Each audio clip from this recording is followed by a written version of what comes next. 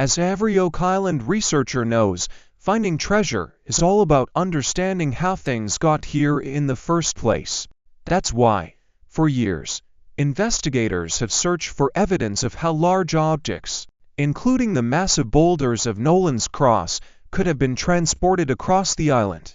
And one of the biggest clues may have been hiding in plain sight, an unassuming rock located near an old apple tree on Lot 13. At first glance, it didn't look like much, just another weathered boulder among the many scattered across the island. But upon closer inspection, something incredible was revealed. This wasn't just any stone, it was what researchers call a ringbolt rock. So what exactly is a ringbolt rock? Essentially, it's a stone that has been modified to hold an iron ring, which would have been used for securing ropes or pulleys. These were often found in harbors where ships would be moored, or in areas where heavy loads needed to be hoisted or transported. And here's the kicker: this wasn't just any random stone. It was one of the original ringbolt rocks first identified by Fred Nolan decades ago. When Nolan first documented it, the iron ring was still attached. But over the years, time and weather had worn it down, leaving only traces of what was once there. However, even without the ring, the stone itself told a story. Its placement suggested that something heavy had once been lifted or pulled from this exact spot. But what was it? One theory suggests that the ringbolt rock was part of a secret transport system used to haul heavy objects up the hill toward the island's interior. If Oak Island was home to a hidden treasure, this could have been a crucial piece of the operation. Ships could have arrived at the shoreline, unloading cargo that was then carefully maneuvered inland using a network of pulleys and stone pathways. The fact that this rock was located so close to other unusual features, like the stone road leading inland, only added to the mystery. Even more intriguing was the possibility that this rock wasn't just used to bring objects onto the island, but also to remove them. The presence of the ringbolt rock suggests significant human effort, meaning someone had been here, moving something large and heavy, for a very specific reason. Hopeful that Mike and Mark will be able to give us some information from the stones. Might it lead to treasure? I don't know. Might it lead to other discovery agendas? I don't know. But we have to start somewhere, and the place to start is with experts. Some of the most shocking discoveries on Oak Island have been found near Nolan's Cross, a mysterious formation that has puzzled experts for years. Could it be more than just a natural arrangement of stones? Some believe it marks the location of something hidden, something big. Strange carvings, ancient artifacts, and even signs of a lost treasure have all been uncovered in this area. Today, we're taking a deep dive into some of the craziest discoveries made near Nolan's Cross, one of which might just change everything we thought we knew about Oak Island. The formation of Nolan's Cross in the mysterious headstone. In the world of Oak Island mysteries, few discoveries have sparked as much debate as Nolan's Cross.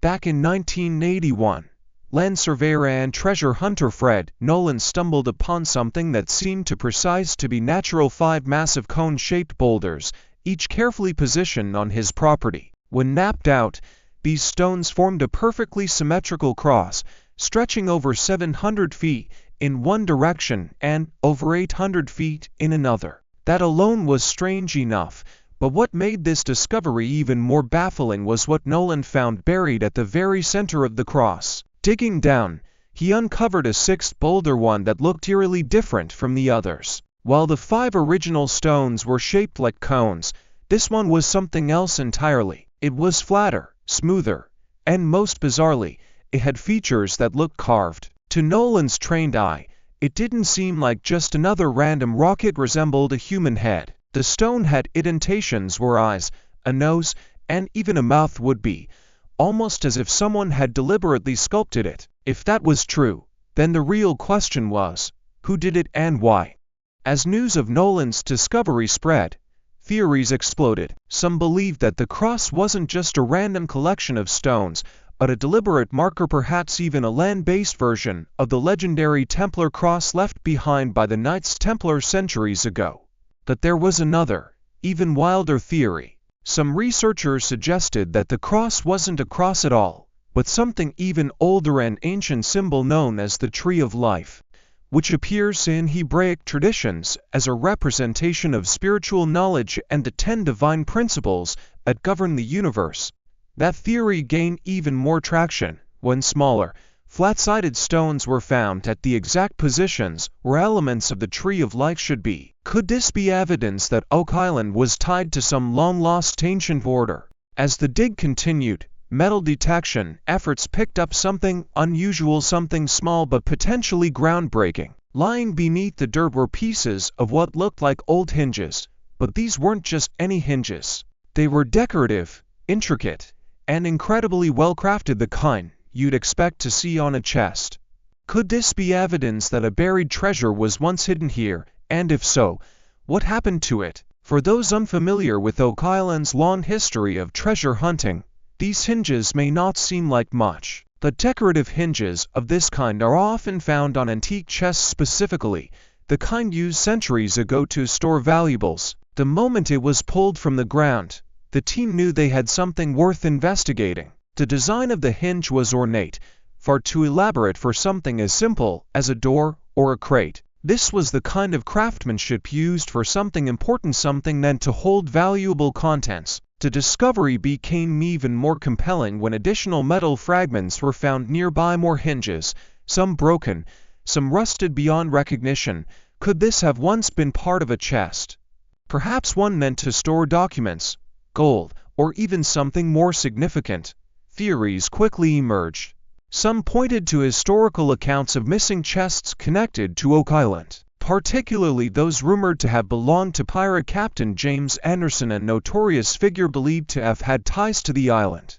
Could these hinges have once been part of his lost treasure?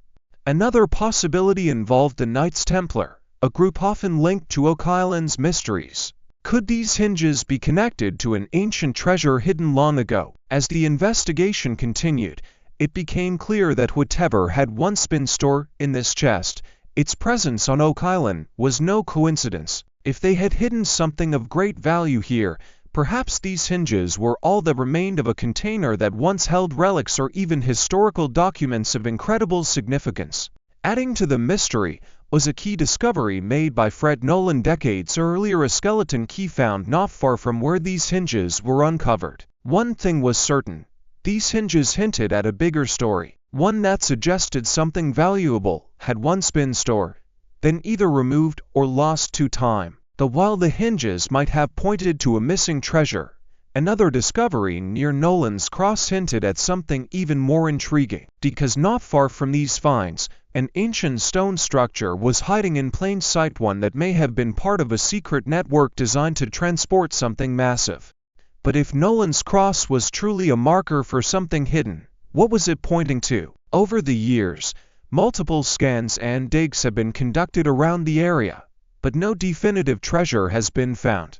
Still, many believe that the headstone at the center holds the key to something bigger. Its unusual shape, the fact that it doesn't match the other stones, and its placement at the intersection of the cross have led some to speculate that it could be a clue one left behind to guide treasure hunters towards something even greater.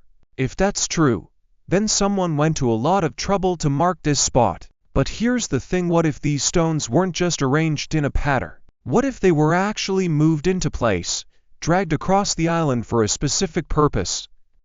That's exactly what the next discovery might suggest. The enigmatic markings on the bottom boulder. For decades, treasure hunters have combed Oak Island searching for any trace of the legendary lost fortune.